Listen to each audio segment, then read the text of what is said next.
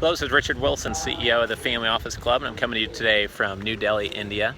And I wanted to give you 3 billionaire client examples, how I found the clients, how I attracted them, closed them, what I'm doing for them. I think this is important because people sometimes hear about us working with centimillionaires and billionaires, and they're trying to figure out how to grow that part of the business themselves. And I just want to make it really real and tangible and just show that these are real clients. It's not just marketing, or it's not they just sponsored one event. We really are working with them on an ongoing basis. The first example is a real estate family. I met the billionaire himself face-to-face at a family office cocktail session I was invited to. It was actually in the private suite at the top of a hotel in Miami. And after meeting with him, he asked me to help him with 2 or 3 different projects. And then I proposed to maybe that I help him run his single family office. At this point, he's not having me help him run his single family office. He doesn't have one at all. But I think he needs to have one in the future. He's not yet convinced of that. But I'm able to work with him in 2 or 3 other ways, helping him build up part of his operating business, helping keep an eye out for $1 billion plus potential joint venture partners he needs for an investment plan he has in his space. And then third, helping refer deals to him that his operating businesses consistently work with all the time. So this is a current client that we have under contract, been working with for a few months now, and really looking to grow that relationship. And long term, I want to be running his single family office. The second billionaire family I want to give an example of is a family that came to us through, really, I guess you'd say, the internet, through LinkedIn, through our positioning on Google.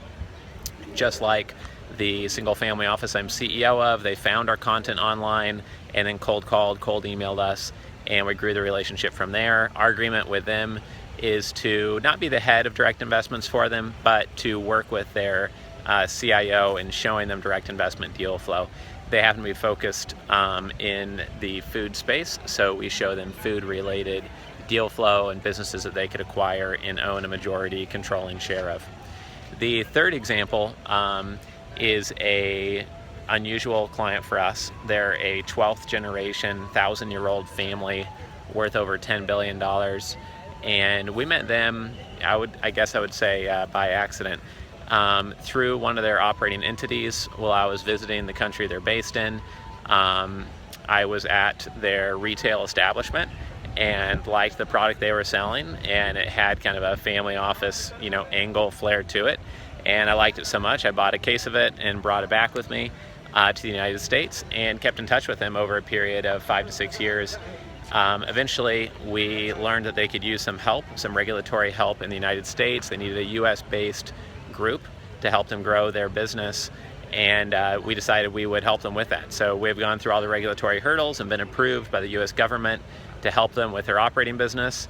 And what's great about working with family offices that I just absolutely love is that even before I could say out loud, hey, my plan is to help you with this so we could grow our relationship and work in additional ways that could lead to us working with your single family offices, real estate, or operating business investments, they brought it up. And they said, hey, if you help us with this, we'd be happy to work with you in multiple other ways.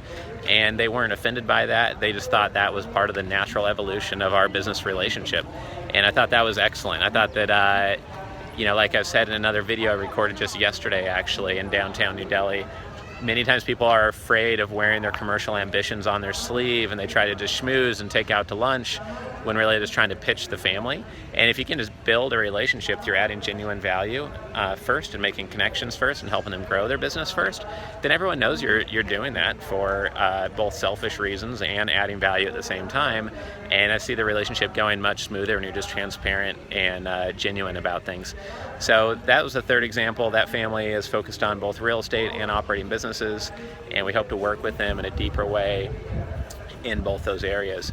We do have 1 or 2 other billionaire clients. The rest of them are all centimillionaire clients. But I just wanted to share these 3 examples to share how we got connected to them, what work we're doing with them now, and what we're doing to really grow their trust and grow our book of business with these billionaire families long term. This is Richard Wilson coming to you from New Delhi, India, and the Family Office Club. If you haven't checked us out before, please visit familyoffices.com, subscribe to our Family Office podcast, or check out our book called The Single Family Office on Amazon. Take care.